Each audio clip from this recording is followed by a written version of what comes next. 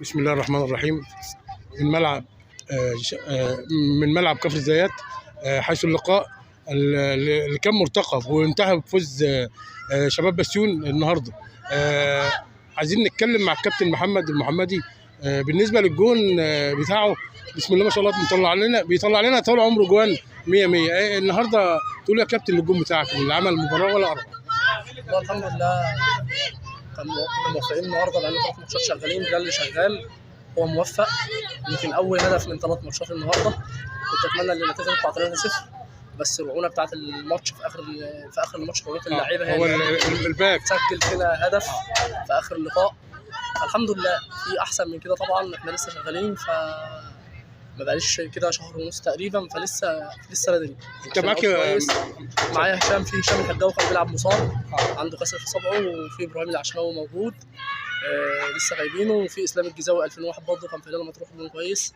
فالحمد لله نتمنى بس القادم يبقى افضل. لسه المشوار طويل معانا، لسه 8 ماتشات كمان، فالدنيا لسه بدري عشان نتكلم. النهارده الاداء الحمد لله اتحسن. حتى الكوتش كان عامل في طول الاسبوع اشتغل، يعني اللي اشتغلنا بيه هو اللي ادى لسبب الاهداف النهارده، فالحمد لله. ووجود برضه الكابتن حسن حامد برضه غير برضه في المفاهيم بتاعت طبعا. كابتن حسن طبعا مدرب كبير. كان في برضه كابتن عمرو رمضان كان مدرب كبير برضه، ما قصرش، بس طبعا ما كانش ماشي معاه عشان برضه هو توفيق وعدم توفيق. ادى الراجل حقه. انا اشتغلت مع كابتن عمرو شهر تقريبا، الراجل برضه تعب، ما كانتش ماشيه معاه، ما كانتش موفقه. كابتن حسن الاسبوع ده الحمد لله هو تعب مع الناس، فربنا كافئه. فالحمد لله ربنا كافئكم كلكم عشان انتوا عملتوا مباراه كابتن. طبعا الحمد لله. الاداء احنا مجمل الماتش الاداء كنا احنا افضل. استحواذنا كان اعلى على ما اعتقد، كمان شغلنا على المرمى كان ايجابي اكتر، فالحمد لله. الصفقات الجديده كابتن فرقت اكيد طبعا. في 2 لاعيبه صغيرين كمان جداد، احمد عاطف وفي بسطرمه شمال. الاثنين نزلوا طبعا. في عطيه شاهين طبعا لسه غايبين ومن المقاولين. يعتبر ثاني ماتش او 3 ماتش ليه. النهارده ما شاء الله سجل هدفين وصنع الثالث. تمام. في احمد سليمان برضه لاعب كويس جدا.